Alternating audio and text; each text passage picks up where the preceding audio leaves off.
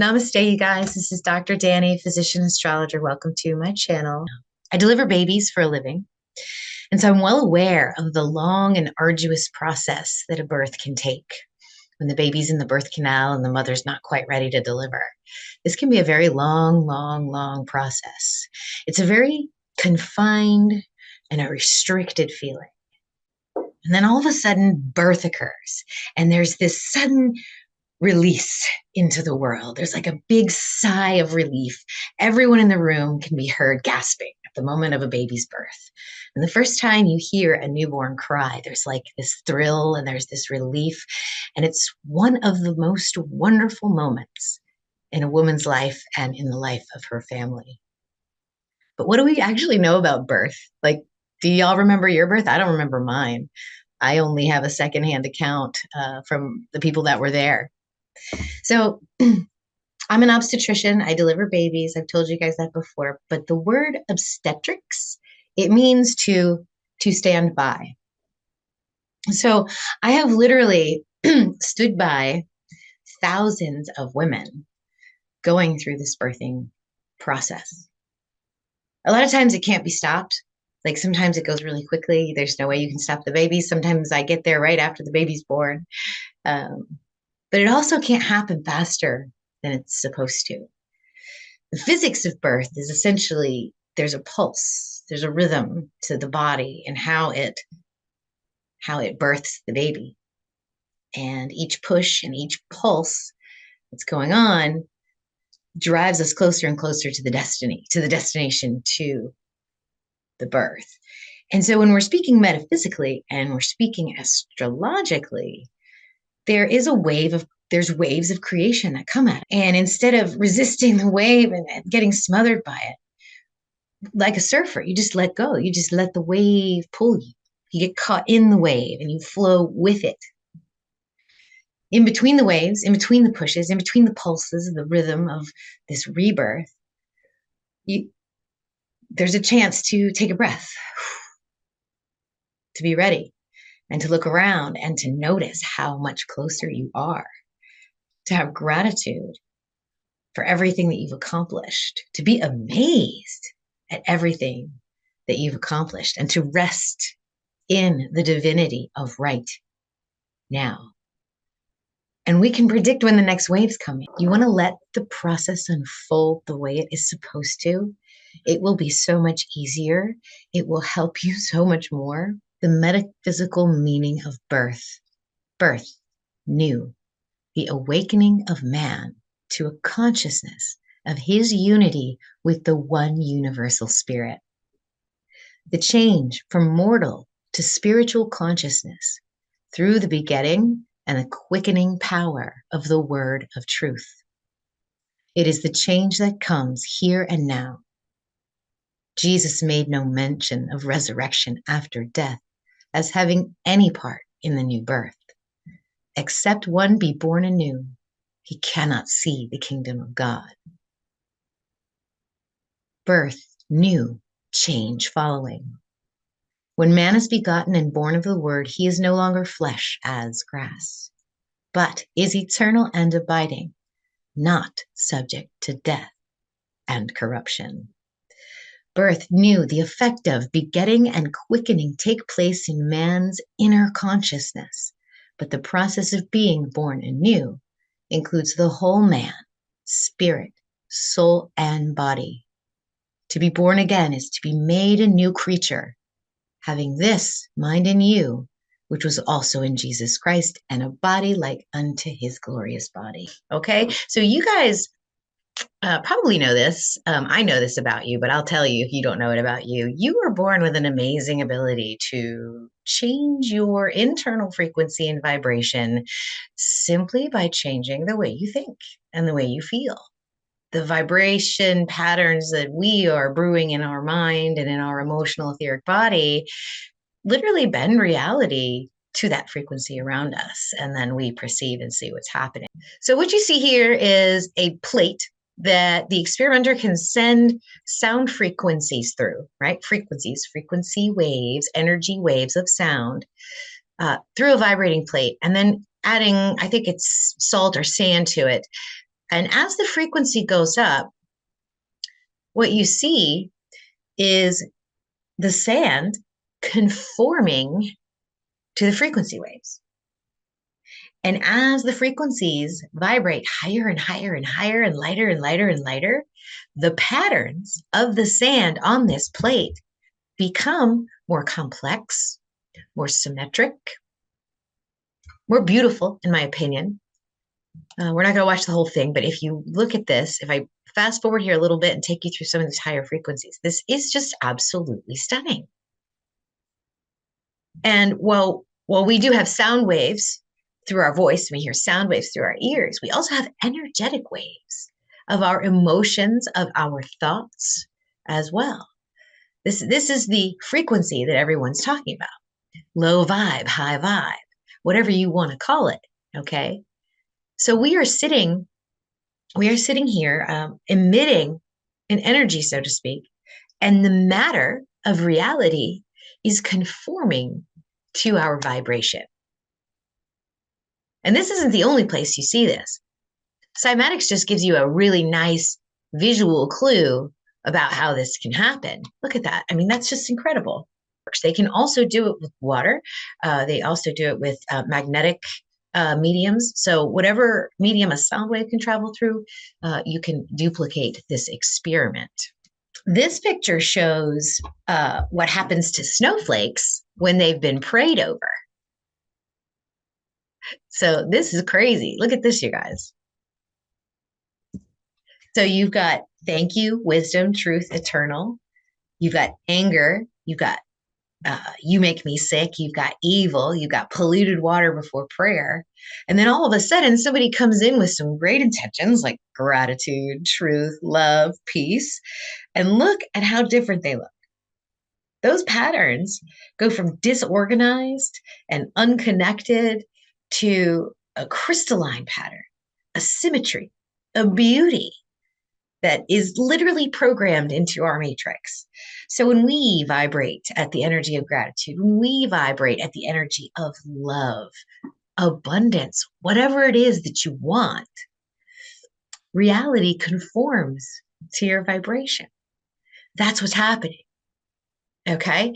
And so whenever we get big shifts like this that's coming, think of yourself as that vibratory plate. And all of a sudden, all the sand got blown up into the air, and now it's falling down during the shift.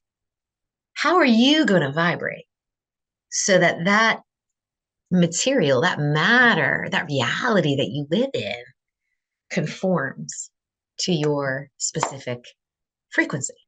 When I get together a video, part of my process, after I look at the astrology and I review it and I sit with it a little bit, I get graphic images in my mind. And I go and I say, okay, what is this thumbnail going to say about this video before I even record it? Because I think pulling the idea in visually is helpful to communicate to you what I think is happening here. I have a theory for it. I think there's actually a physical reason for people's psychic abilities coming online, psychic abilities getting stronger in the time frame that we're in. And so I just wanted to share that with you. I think it has a lot to do with the sun. You guys know there's been increased solar energy. We're at a solar cycle maximum right now. In fact, it's solar cycle number 25, and it's only getting hotter. Okay, so each year, 2020 was the minimum, and somewhere mid 2025, late 2026 is going to be the maximum of the solar cycle. And look, we're already blowing the curve with this trend line right here of the amount of sunspots, solar flares, and this has been the predicted ranges.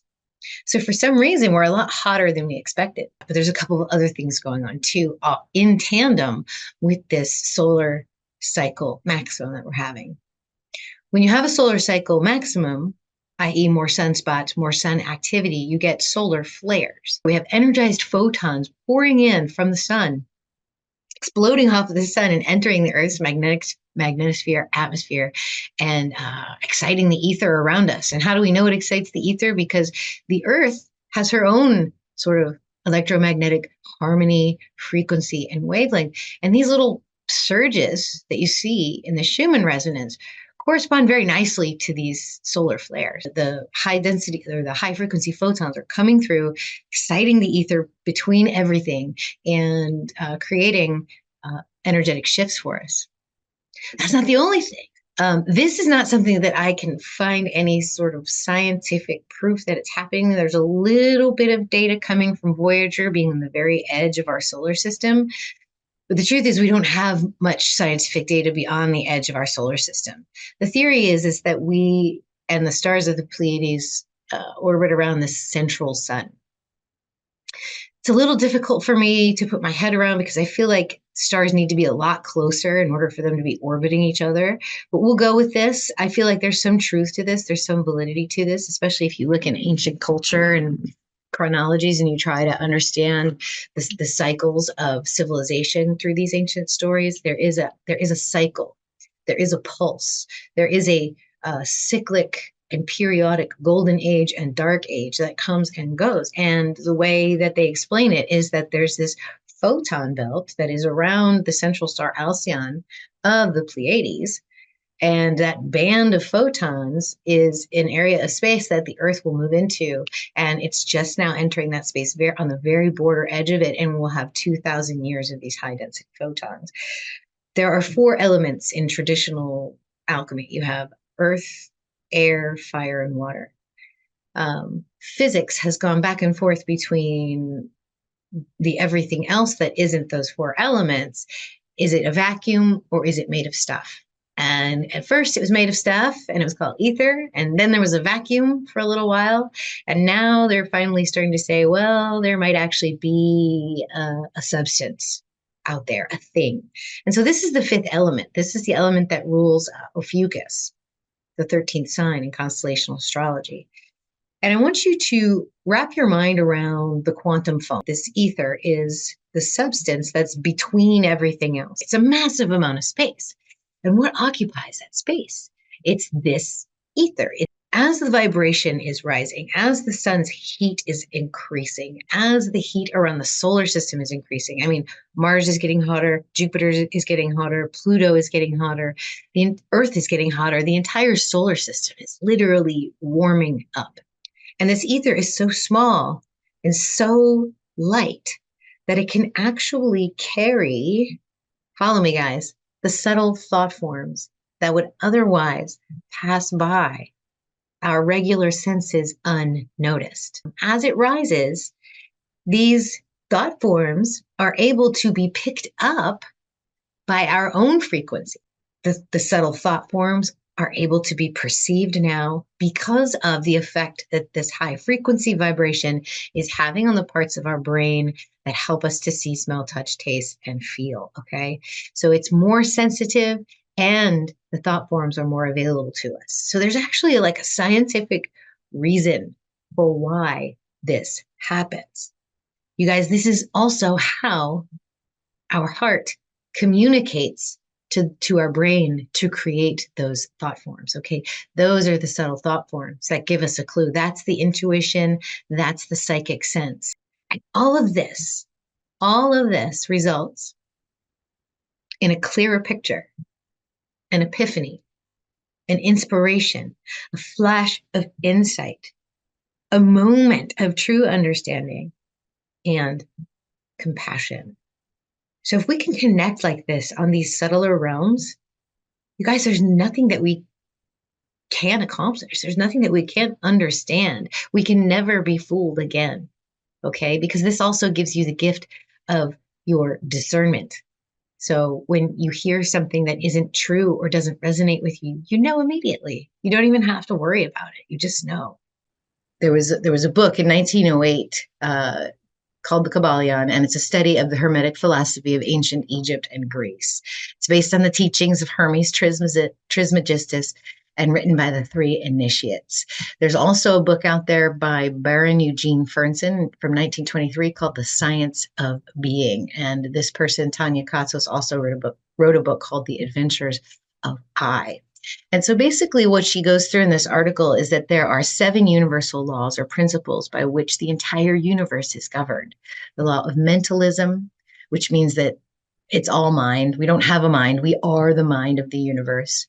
the law of correspondence, which is as above, so below, so within, so without, and then the law of vibration, meaning everything has a frequency. So these are all those three are the unchanging laws. These are the three laws that we can live by, and it helps us overcome the four lower laws or the mutable laws, which is the law of polarity, the law of rhythm, the law of cause and effect, and the law of gender. Now, what people have done with the 12 universal laws, or the 5 universal laws, or the 21 universal laws, is they've taken subsections of these 7 hermetic principles and describe the laws. Whereas the law of vibration is the overarching law over the law of attraction. And when we say vibration, basically we mean a frequency, cycles per second, things that happen. Everything's always moving. Nothing is ever still in nature. So planets in their orbits, that's frequency. That's a vibration. At the same time, emotional energy is vibratory energy. Thoughts are vibratory energy. Sound is vibratory energy, and so is light. So the third of the 7 universal laws is the law of vibration, meaning that nothing rests, everything moves, everything vibrates. The whole universe is but a vibration. This is confirmed by modern day science and states everything, including you, is pure energy vibrating at different rates. The only difference between all manifestations of consciousness or mind, be it matter, thoughts, emotion, things, circumstances, is their corresponding rate of vibration. Okay, so the higher the rate of vibration, the less dense or more subtle that thing is. On the physical plane, everything that we experience with our 5 senses is conveyed to the brain as thought vibrations. Everything in the 3D world is a vibration, only that we experience things being solid because of the way that our brain interprets it. Now, when you think about astrology, you've got the frequency of these planets, of these bodies moving through the solar system. And that resonates, and it resonates onto us as humans. I can cite probably 6 dozen, or not 6 dozen, 6, half a dozen examples right off the top of my head of how that actually works. I mean, if you look at the space weather and the solar weather over the past several months, we've had all kinds of intense vibratory energy from the sun in the form of solar flares and CMEs. So we're getting the vibrations of the earth as the moon moves around the earth through its lunar cycle. You're getting a certain vibration when it's full and then when it's new. Okay, and our thoughts do the same thing. So whatever the frequency of our mental nature is, it's determined by what we think, how we feel, how we imagine, what we believe. Okay, and so when I start speaking to you about the astrology and about the energies, I'm telling you a story. I'm giving you an emotional quality to it that will vibrate with you. And depending on where your natal placements are and the day you were born, that's your unique vibratory signature. And the whole idea of the law of attraction is that like attracts like. When certain frequencies are vibrating in a certain range, that attracts that frequency to that source. So if you're thinking in positive, happy, abundant, generous thoughts, then those sorts of energies are being attracted to you. I've always been kind of a fringe physics nerd. It's kind of my intellectual indulgence. I'll read sort of weird books about physics and cosmological physics and theoretical physics. But this one is really great because it doesn't really go into too much math. So if you can look at an equation and go, yeah, that's an equation. This guy does a really, really good job of explaining particle physics and how it's actually bumping up into spirituality. It's very interesting. This guy's name is Fred Alan Wolf, Taking the Quantum Leap, The New Physics for Non-Scientists. This book is about 30 years old. I reread it again over the week, over Friday and Saturday of last week, just in preparation for this video. And I really want y'all to read it too. So do check that book out. So now the whole idea of wave particle duality was born out of the physicists need to observe and measure our universe to figure out why we're here and what we're doing. And two of the key things that they could measure about large objects was its location and its momentum. Momentum is basically a function of speed over time, and location is obviously where are you in this 3D universe without taking in the idea of time. Now, for very large objects like Mercury in its orbit, we can do that. We know how fast Mercury is moving, and we pretty much know exactly where it is because it's a very large particle. But if we get down to the very, very small particles, the atomic sized particles, the electron and the subatomic sized particles, we can't know both of those things. We can't know its speed. We can and know its location at the same time. Because as you get smaller and smaller, the instrumentation that we have, the ability to perceive that, the ability to observe that becomes less and less and less. You have to sacrifice one for the other. And it really does depend on size. So the bigger the object, like you know where I am and you know that I'm moving. But the subatomic particles inside my body, we can't pinpoint their exact location without sacrificing understanding of their momentum. In trying to figure this out for smaller particles and how to measure these quantities, physicists began to notice some very, very interesting things about reality. Some very strange characteristics began to pop up experimentally as well as the mathematics. So what they found, the big one that they found, was that matter does actually behave like a wave and a particle. And the other thing that they found out was that the experiments actually require the participation of the observer. We have to actually be doing the experiment, which means we're actually co-creators. And physicists of the early 19th century were able to figure this out. They had a hard time kind of coming to grips with it, and a lot of them still do. But when you think of in metaphysics, when you think in spirituality, it all actually makes sense.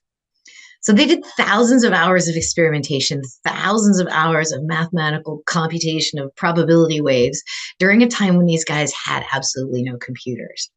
And this brought physicists to many, but three very, very important phenomena: entanglement, non-locality, and superposition.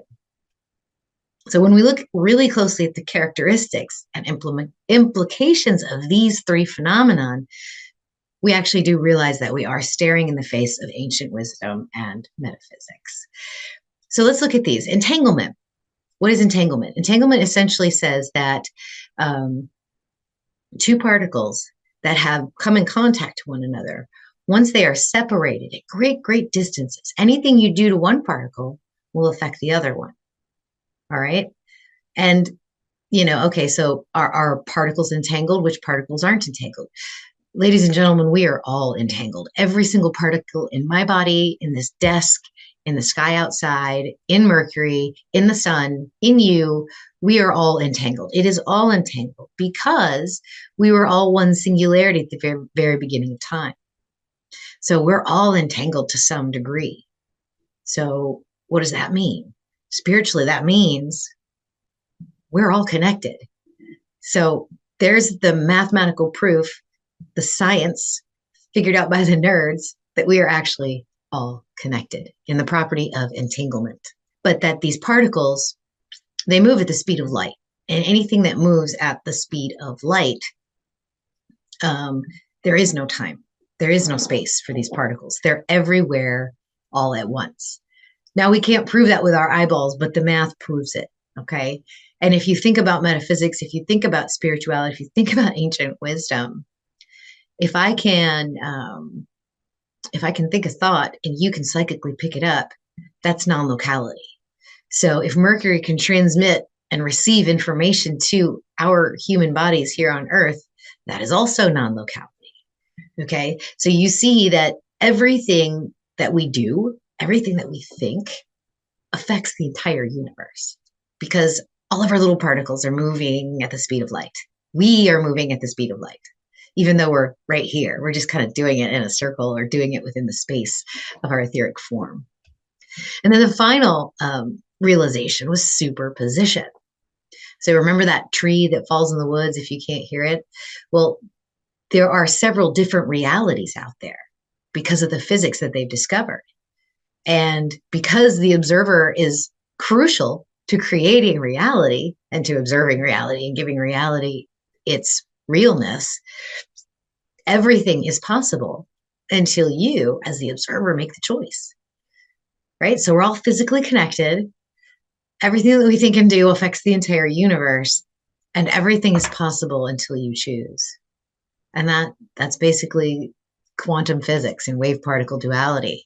And so the astrology is crucial because it gives us a clue about what energy is available to us in the waves of probability that are coming towards us. You know, you're not the only co-creator in this universe. I'm not either. We're all doing it at the same time because we are all connected. And so our astrology is also connected to us. So why not just take a look at that and see what some of the probability waves might be coming for us? When you look up solar flares and what they mean metaphysically, a lot of people say that they're getting ascension symptoms with that, you know, like tingling or numbness or extreme fatigue, stomach upset, things like that. And they call these ascension symptoms. Well, what does ascension mean? I mean, basically, it means you're going from one vibration to another vibration, and it's typically higher. It's a higher vibration. It's where you vibrate in love and compassion. And the whole idea is that the whole solar system is upgrading because when the sun is blowing off all of this extra sun matter into the solar system, Earth isn't the only planet picking it up.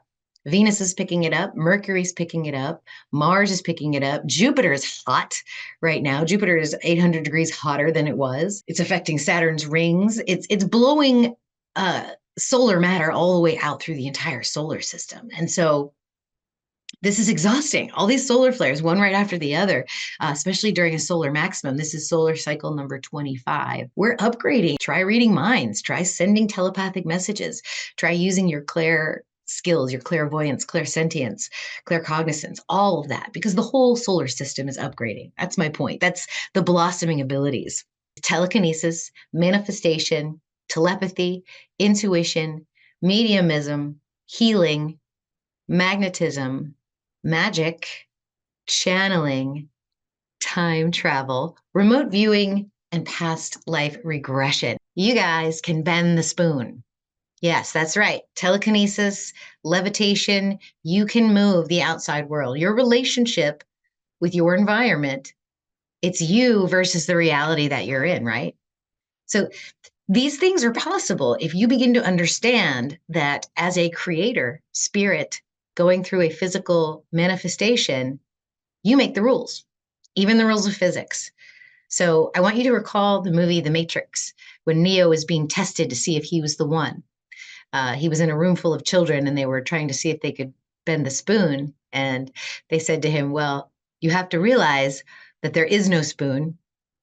You are the spoon. You're very good at manifestation and you're only going to get better. So the issue may be knowing exactly what you want. And that's where there's a huge discrepancy because what we think we want and what we actually want, what our higher selves want, can be very different. So we are all guided. You have to trust your inner guidance. You have to know that that comes from the highest possible source, the highest possible you, the highest possible timeline that you're living on.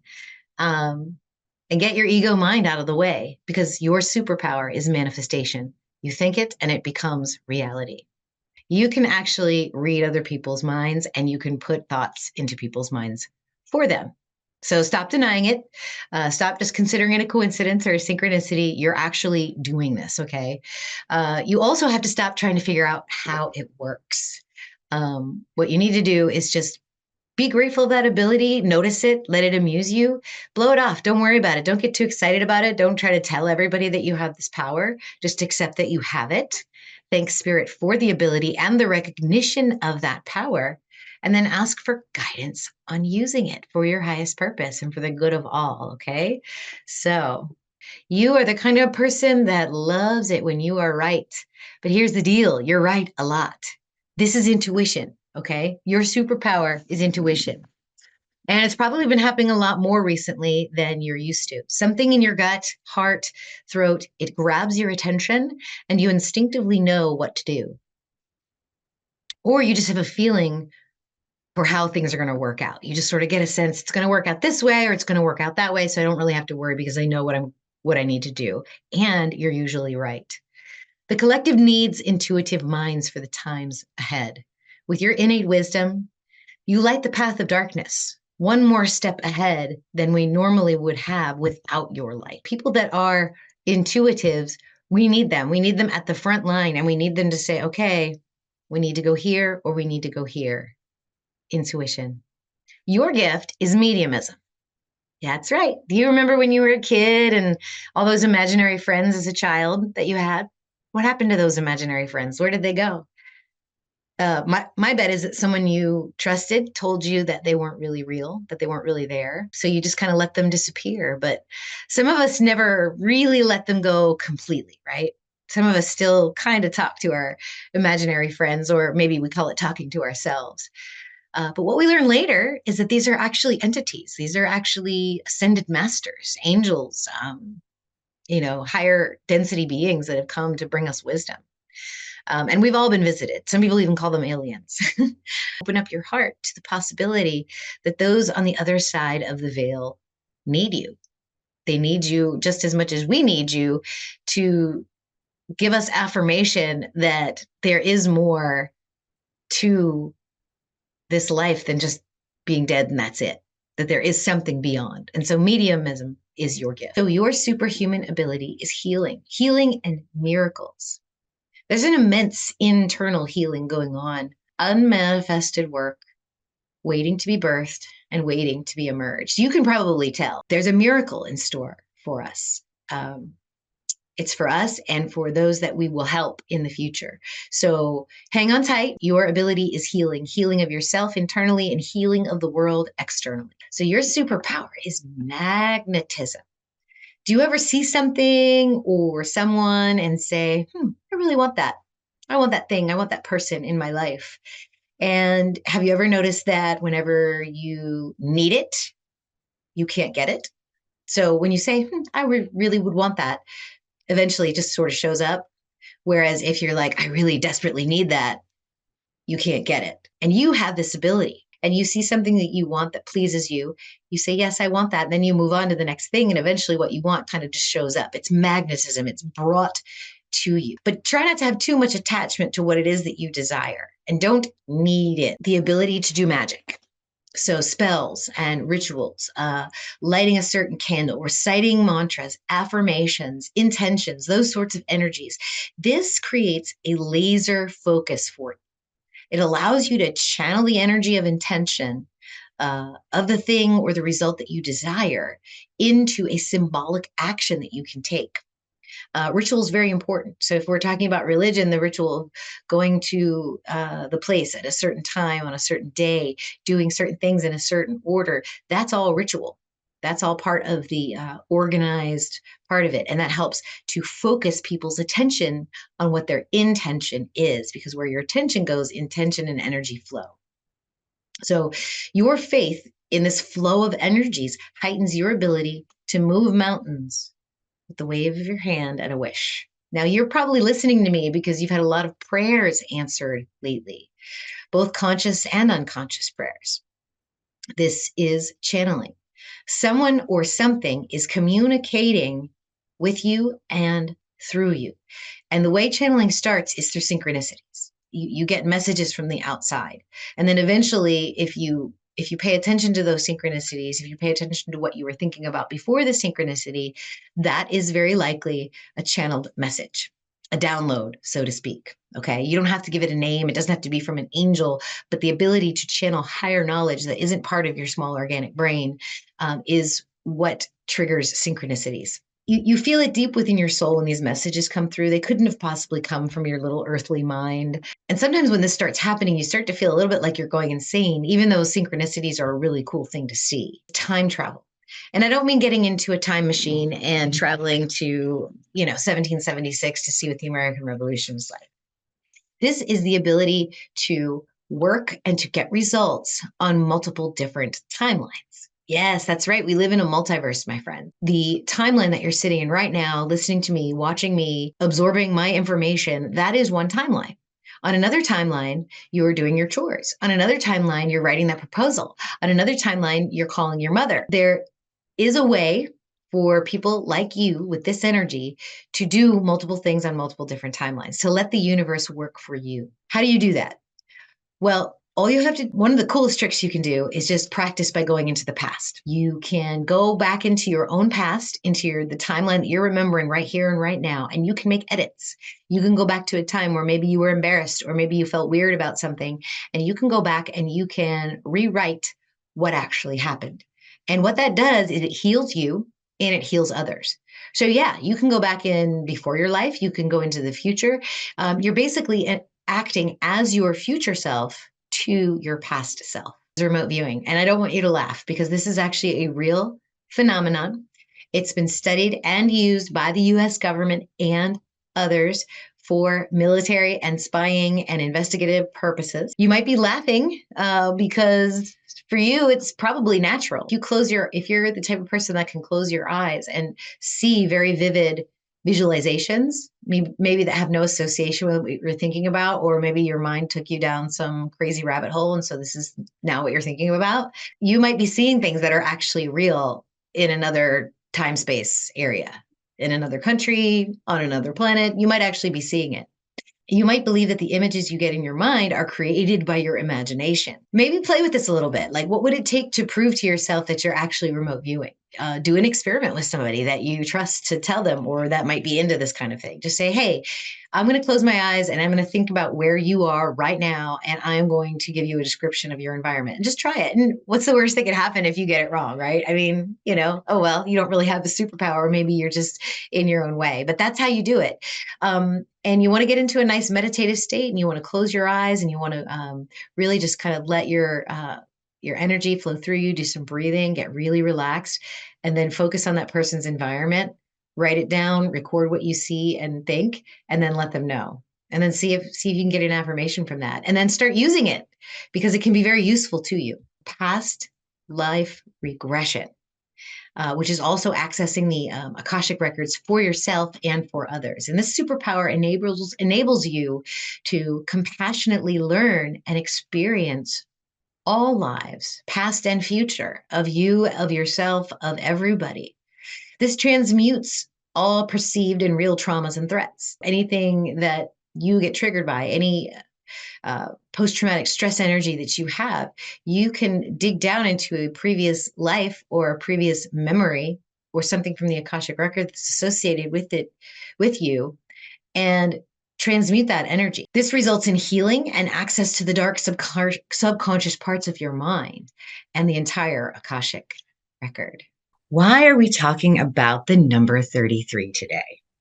Well, numbers are very interesting. Numbers are actually codes.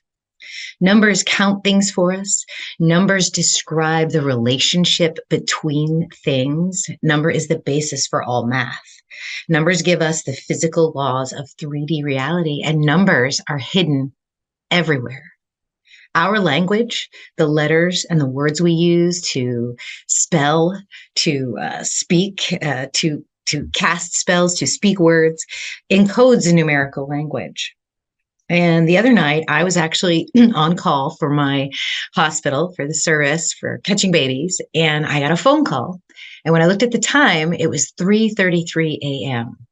And whenever I get a synchronous number like that, it always does something to my brain. It lights up something. The next day, when I was off, I did a little research into the number 33. So this is essentially how you calculate your life path number. You take your birthday, which is a series of numbers or a code, so to speak. We use this in astrology, and you just add up the numbers. So this was Saturday the 18th, 11/11/18/2023. This adds up to 18, which then further reduces to number 9.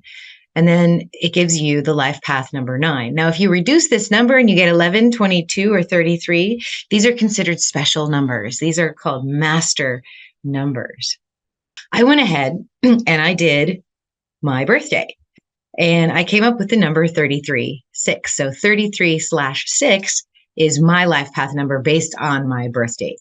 This is a website that I'm going to leave in the link for you guys. If you want to calculate your own life path number using this simple formula, this will give you a pretty accurate reading of what you're looking at. So mine reduced to 6 to 33. And people born with the life path number of number 6 embrace their emotions and lead with their heart. They give off a warm and inviting energy that invite others to be around. So I'll leave this link for you guys so you can do your own life path number. And I would love for y'all to leave that in the comments and tell me where you are.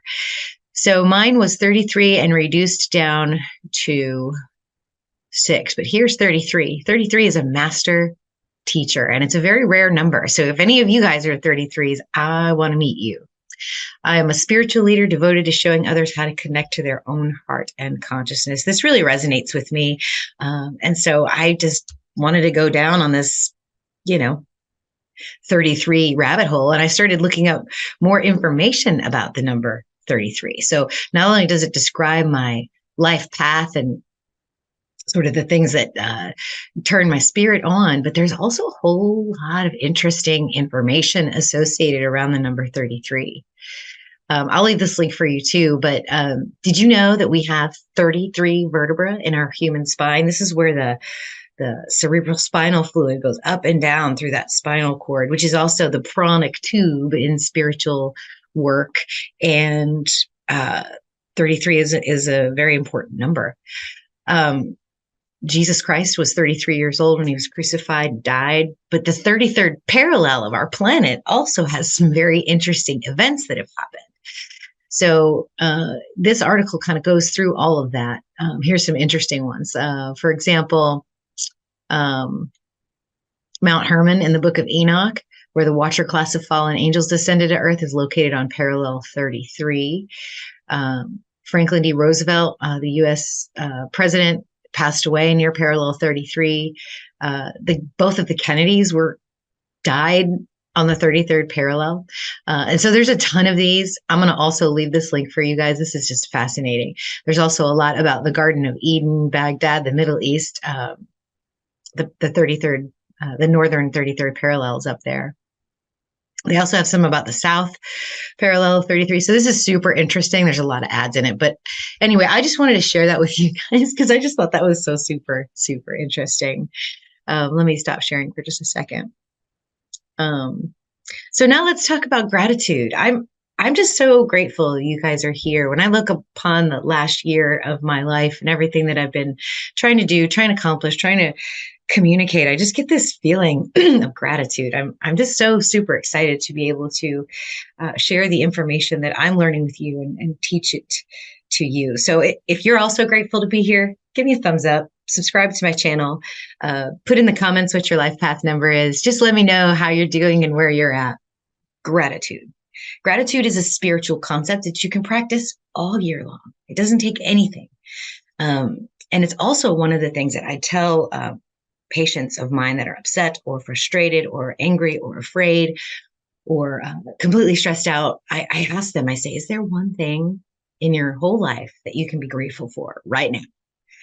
And there's something very magical about being able to do that in a time when you're emotionally distraught, frustrated, angry, or sad. If you can find one thing in your life that you are absolutely grateful for, it's a game changer. The fog of uncertainty lifts, the rays of hope shine through, and reality can incredibly shift for you. So do we live in a hypersphere? More importantly, is the zodiac a hypersphere? I actually think it might be. I'm going to talk to you a little bit about hyperspheres.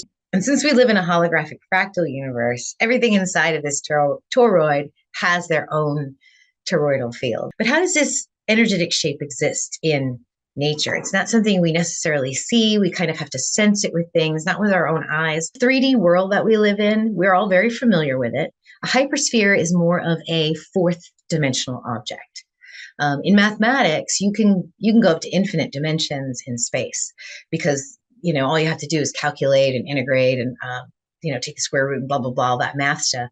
But in real physical reality, there's only 3 spatial dimensions and 1 dimension of time that we can perceive. So we've got front, back, side to side, up and down. And within that space, there is a 4th spatial dimension. We just can't sense it. And I feel like it expands within the space, like it creates inside the space. This is a 4th dimensional field that is creating 3-dimensional reality inside of it. This is probably a good computer representation of what that might look like. Before I get into the next picture and get into why I think the zodiac is part of a hypersphere, I want you guys to know about this video right here. This will give you guys maybe a better awareness or an understanding of what fourth dimension is and what a hypersphere actually is. And there isn't a lot of math, so it's really good. I'm gonna link to it in the comments and in the description. So I want y'all to definitely check that out. So I'm gonna go back to this, because what happens when you have a four-dimensional object move through a three-dimensional space, you see a pinpoint, and then it expands into that space, and then it disappears as it moves out of our three-dimensional space. So what does that kind of remind you of? That reminds you of spirit, right? That reminds you of apparitions. That reminds you of visions, of dreams, doesn't it? Where it's all of a sudden the reality that we see with our eyes isn't there anymore. Something moves in and out of it. And that's what a fourth dimensional object would look like, coming in and out of our space. So think of yourself as maybe a fourth dimensional creature, because we're moving into the fourth dimension, the age of Aquarius, the new earth, all of that stuff. This is all very relevant to this information. When you take that computer generated model and you take a 3D slice of a fourth dimensional object, you get these fields of energy. Isn't that what we are? As we express ourselves in this three-dimensional space as four-dimensional creatures, we can change what we look like. We can change what we see.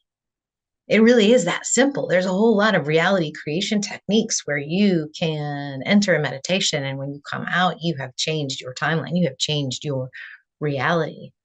And that's what this is right here, guys. If you tie in the zodiac, and I tried to do 4 dimensions here, but basically at any angle that you look at a fourth dimensional object from 3D space, you're going to see spiral fields of energy.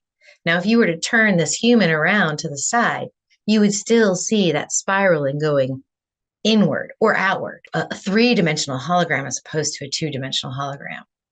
We're going to make it a three-dimensional object with the aspects so you guys can see what I'm trying to impart to you in terms of what the rabbit hole I went down recently. This is our zodiac. Look at these lines. These are aspect lines like we look at in a birth chart, and you can see it here for reference. But essentially, you can take this globe and move it all the way around and kind of see how we are in this hypersphere.